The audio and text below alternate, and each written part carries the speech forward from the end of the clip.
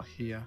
Oh, this one looks good. 1-bedroom hut featuring a spacious garage and booked. That's everything. Finally, a well-deserved vacation. A one-way ticket to the desert featuring sand, rocks, sand, cacti, tumbleweeds, and best of all, sand. For that person that wants to get away and be in the middle of absolutely nowhere, the desert is the place for you. Come and have the greatest road trip of your entire life. So, waking up for my first day in my brand new holiday home, boy was I excited. Now the bedroom was slightly run down, but hey, it was affordable on the listing, and the reviews weren't too bad. And anyway, there's nothing to worry about. I really didn't care because the surrounding area was full of life. Well, it appeared the owners had left me with some housewarming supplies for my stay. A pack of cigarettes, 2 Italian sausages, a croissant, a bread roll, and some Lonyal booze. There was also a TV showing various channels. But I didn't book this holiday to sit in my bedroom and watch TV all day. I was itching to hit those open desert roads, have a road trip of a lifetime, feel the wind in my hair, on my head. But to hit said desert roads, I'd need a vehicle. And boy, did I have just that.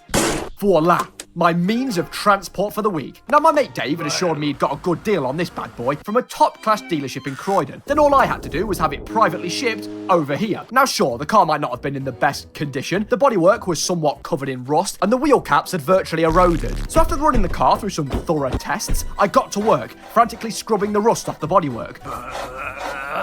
Until the wire brush was just a wooden handle. Replaced the old worn-out rims for new ones I'd found lying around the hut. Gave the car a good cleaning, squeaky clean, new air freshener, topped the engine up with some fresh oil. I worked tirelessly through the night fixing her up, and finally, I was done.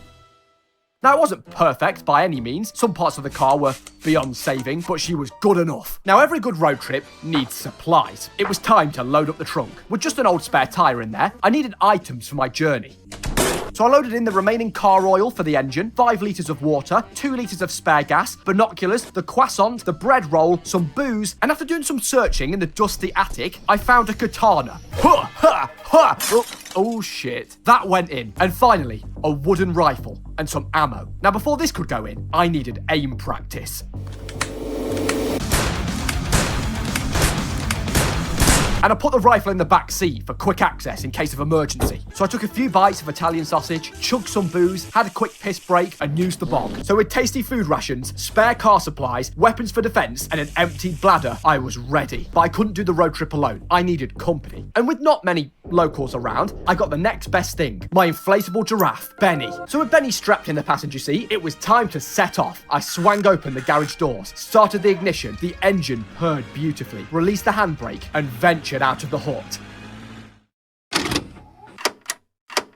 Now, once on the road, I had 2 primary options. Left, a visible dead end with a lone bus stop, which I assumed was very out of service, which honestly wasn't too dissimilar to being back in the UK. I mean, honestly, don't really know where a bus here would even go. There was no signs of any towns or anything for that matter. There was a bus timetable, but it was clear that if this bus stop was a part of an active bus route, it was certainly the end of it. And then to the right, open road for miles. I mean, I had absolutely no idea what was out there, but hey, it sounded like an adventure. I mean, I guess I could have always gone sideways across the sand, but 1, I don't know how well this thing would drive on sand, and 2, I don't think I'd last too long. So right it was. Benny and I strapped in, released the handbrake, and set off. The start of the road trip. Now for the first few miles, it was perfect plain sailing. We were covering great distance. Now I would be lying if I said I didn't run into slight inconveniences. Oh, this shit, piss off. But after that was out the way, it was exactly what I was looking for. Huge, sprawling desert plains, mountainous rocks in the sunset. It was all going according to plan.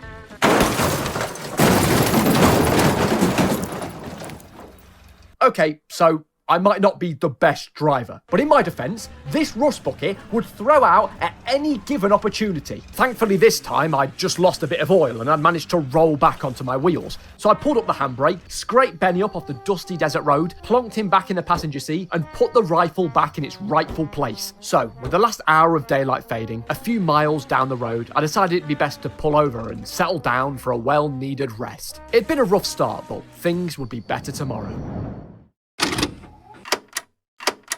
So, it was the start of a new day. The sun was blaring, and I was ready for this day of travel to be far better than the last. I had a quick piss break, opened up the trunk, filled up with a bread roll for breakfast, chugged some water to quench my thirst, and hopped back behind the wheel. Now today, I wanted to cover a good bit of distance, really make a dint. So off I went, sand for miles. I really did have the road trip bug. Boy, was I flying. The only thing was, sure, it was great out here, very scenic and all, but I didn't really know where anything was. I had no GPS, and the radio was frankly useless. This is the Angry Greg Rage Radio Show. Angry Greg, watch out or he breaks your neck.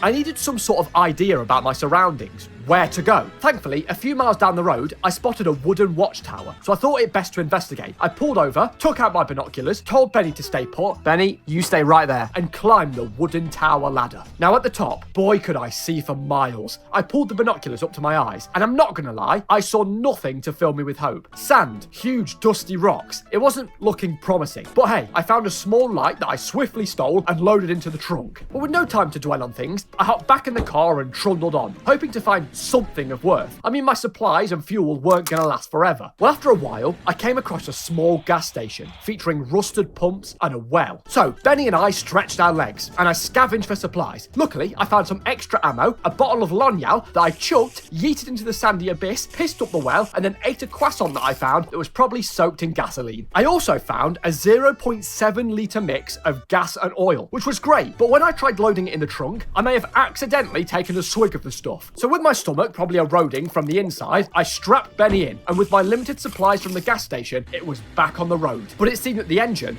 had other ideas. Oh shit. It did not sound healthy. I was frantically trying to get the ignition going again. Come on, but nothing. I could feel the car gradually grinding to a halt. I cruised it for as long as I could, come on, until finally, I lost the battle. Well, I hopped out the car and in the desert sunset got to maintenance. At first, I thought maybe it was the engine, but upon further inspection, the coolant levels were fine and there was a good amount of oil. Well, believe it or not, my hours of confusion looking at the engine took me all the way into nightfall before I realised the fuel tank was empty. So I whacked open the trunk and refueled the tank with some of the spare gas that I'd brought along. Now with the gasoline oil mix that I'd accidentally drank earlier wiring my brain awake, I decided it was probably best to just soldier on through the night. So I flicked on the interior light, rolled down the window for some fresh air, I crossed my fingers and the ignition started. So off I went through nightfall. So, after driving through dusk, the day was bright, and I was wide awake. I was wired. I don't know if it was the desert air or the effects of the gasoline on my brain, but my energy level was through the roof. I was chewing up the tarmac. I was zooming. I made this mess of rust feel like a new Ferrari. 160. The speed needle was virtually falling off the speedometer. I was taking corners like a dream. I was about to break the sound barrier. Boy, this was great. I was on top of the world. So it seemed that during my speed fest, I had massively gotten ahead of myself and lost control of the car. I was lucky to be alive. Well, after finally coming round, I saw the true state of the vehicle. The speedometer that once read 160 was now splattered with blood. I clambered out of the driver's seat to see that 2 doors had been removed and the front wheel had completely detached itself. But I wasn't going to give up this easy. I limped over to the trunk that was luckily still intact, had a big swig of Lonyao and got to work repairing her. Firstly, I strapped the back door back onto its hinges and then moved on to trying to repair the front wheel. But it seemed that the rim was completely totaled, and no matter how hard I tried, I couldn't snap it back onto the axle. Get on there. I will admit, I was getting slightly worried. Without a front wheel, I wasn't going to get very far. But then, I remembered. I had the crappy old wheel that came with the car. Oh, Dave, I could kiss you. So I fastened the passenger side door on quickly and dug the dusty old wheel out of the trunk. And who would have thought? It worked first time. Now, it wasn't going to be great by any means. I'd need a replacement eventually, but it would do for now. Finally, I checked on Benny. He was alive and well. So I plonked him back in his rightful place and reattached the rear view mirror and air freshener. Now, there was also a pretty big blood stain on the windscreen, but with the lack of cleaning supplies, I had no real way to remove it. I tried everything. Now, I feared that the engine wouldn't even start, never mind run properly, but despite hitting a pole at 160, it ran perfectly. I mean, I wasn't going to complain. The car was somewhat back to normal. My efforts had worked. I was starting to think that this baby was invincible. I mean, you know what they say, what doesn't kill you removes 2 doors, 1 wheel, and covers your windscreen in blood. But regardless of my obscured vision, there was still plenty of daylight left, so it was back onto the tarmac. Now, with my recent high-speed accident, you'd think that I'd be driving more cautiously. But that wasn't the case, baby. With my foot slammed down on the pedal and the car hurtling through the desert, eventually I spotted a bus stop in the distance, very similar to the one outside the shack earlier. And as I got closer, to my surprise, a huge bus very subtly and very smoothly popped in right in front of the stop. I slammed my foot on the brake, grinding the car to a halt. Investigating the familiar bus stop, I found more lonyal that I swiftly drank before realising it was not lonyal. Now, I can only assume that this bus was the one that was supposed to be running the route that we saw earlier, but after inspection, this thing was going nowhere. The bodywork was rusted and the doors were jammed shut. So I did the next logical step and tried forcefully smashing the windscreen, a bottle, a wheel, the rim of the wheel, the katana, slashing all over the place, but nothing. I don't know what this glass was made out of, but it didn't budge. Evidently, this bus was useless, but I did have one plan. Now, this is more like it. I found one thing I could take from that damn bus, or should I say, 4 things. I mean, I needed to replace the crappy spare wheel anyway, and I couldn't have had just one huge wheel, so I went the full hog and worked through the night performing my master heist. Plus now, I had a trunk stacked full of spare wheels. Now, I will admit, whilst my newfound upgrades did give me massive street cred, what they made up for in form, they definitely lacked in function. I mean, this thing was allergic to staying upright. Oh god, no, oh. The centre of gravity was completely thrown off. It was slipping and sliding all over the place. Not to mention, the tyres were clipping through the floor of the car. But don't you worry, I eventually got the hang of it and returned to driving far too fast until I very quickly neared a larger gas station this time that I narrowly missed within an inch of my life. Slow down, slow down, slow down. Ooh! Getting out to investigate, boy did I hit the jackpot. A pristine baby blue hatchback that, to be frank, was in far better condition than my current ride. Everything under the hood looked good too. The fuel tank was empty, but quite literally a metre away was a 1.3 litre gas can. But before that, I thought it was worth quickly having a look around. I discovered a fridge that I ransacked for sustenance, as well as an old rusted body of a motorcycle with no wheels and no fuel that wasn't going anywhere anytime soon, and an equally old, stale, jammy Dodger that I huffed down anyway. So with my new finds, as I walked out of the shack, I saw a gigantic feral rabbit hurtling towards the car. I knew what I needed to do. I swung the back door open, grabbed the rifle from the back seat and loaded in a bullet. Bam! Direct hit. Loaded another in. Bam! He took them both. He violently threw the car, sending it flipping through the air and onto the road ahead. My hands were shaking. Another bullet goes in. A hit. Reload after reload. But before I could load up my final shot, he KO'd himself by glitching into the underside of the car. Holy shit, it was terrifying. This desert was turning out to be somewhat of a death trap. So after I retrieved the old car from the tarmac, I got to work on the shiny new blue one. With the fuel tank newly filled, I moved over all my supplies, the katana, all the oil, the spare tyres, and finally, with the air freshener fastened in place, the night was upon us. Tomorrow we'd set off, but for now, we needed rest. Luckily, the shack had a Ben in it. Benny passed out after the long day that he'd endured, and I quickly followed. A big day ahead of me tomorrow.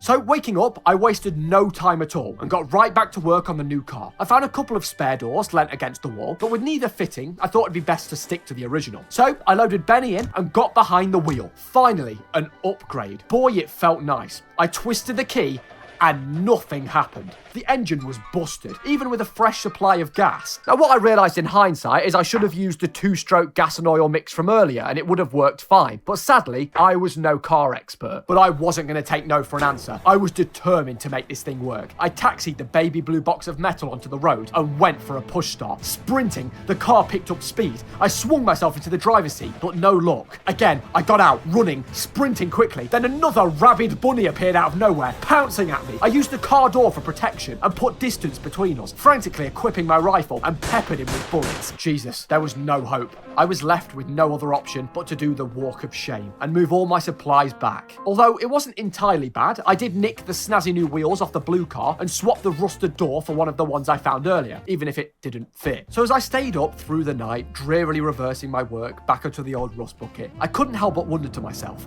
where was everyone? Everywhere I'd been was abandoned. Where were all the people? There was no way that the only life in this desert was evil rabbits. I mean, sure, I was lucky there was no police officers, because with the speeds I'd been clocking in today, I'd probably be rotting behind bars. And as daylight reared its head, I found myself feeling deflated and angry. God, this holiday is awful. Nothing ever happens around here. Is anyone even out there? Give me a damn sign.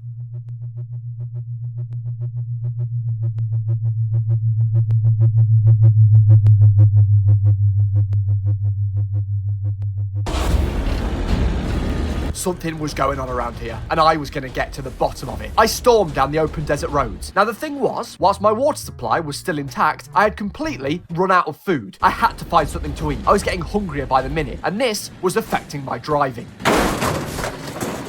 But I soldiered on. I was determined. I was fighting a battle on two fronts. I needed to find somewhere. I was becoming desperate. I spotted a large rusted cargo ship in the distance. That was bound to be packed with food. I floored it across the dusty desert floor, nearing the large structure. But as I got closer, my heart sank. Hundreds of blue oil barrels and not a crumb of food in sight, not to mention people. Things were getting dire. I was on my last legs. I was losing the will to continue. I crawled back behind the driver's seat and just drove. I could barely control the car. My vision was fading. I lost hope.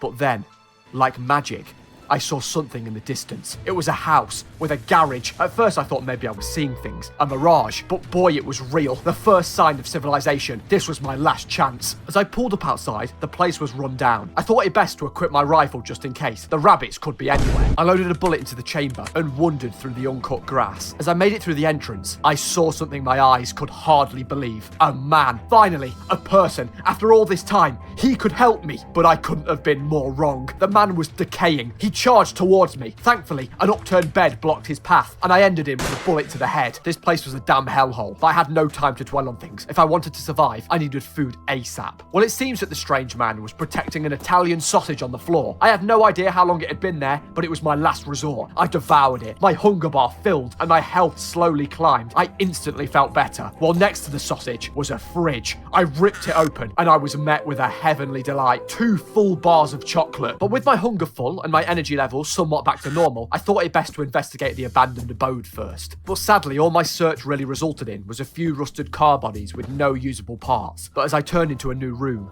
I saw another one. He was just stood there with his back to me. A rifle similar to my own lay next to his feet. He hadn't noticed me. I quietly pulled my rifle up and fired a shot clean into his head.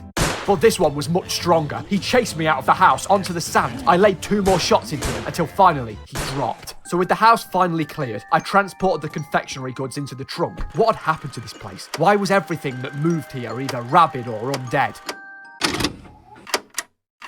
Well, having regained most of my strength, I was going to put an end to this once and for all. Something strange was going on in this desert, and I was going to unravel all of it. But first, I needed to restock. Well, on my drive across to the house, I vaguely remember spotting a second larger structure slightly further back. That was bound to have supplies. As I sped over to it, it appeared to be some sort of radio tower, and as I pulled up, the car died. The fuel tank had run completely dry. Sure, I had the 2-stroke fuel from earlier, but with only 0.7 litres of the stuff, I'd need to find extra, or I'd be stranded. Well, venturing into the stone radio tower, the ground floor was sparse and yet again abandoned. I started climbing the ladder, passing each floor until I eventually made it onto the roof, until all I had left to climb was the radio mast itself. So with the sun almost blinding me, I finally made it to the top. I soaked in the view, how far I'd come, the beached ship, and like a gift from above, there sat a can of 1.3 litres of fuel. I couldn't grab it fast enough, so I cheerfully climbed down the radio mast, down the ladder, and poured the fuel into the almost empty tank. I also refilled the 2 empty gas cans from earlier with a clean supply of drinking water using taps I'd found inside, and then loaded them into the trunk. That was it. I was fully restocked. Now, with my booking actually ending today, I had a flight home tomorrow afternoon. It had been the vacation from hell, but I needed to uncover the mystery that was cursing this place. The wildlife, the inhabitants, something was up. I had made my decision. So for one last time, I hopped back behind the wheel, pressed the gas, and me and Benny drove off into the sunset.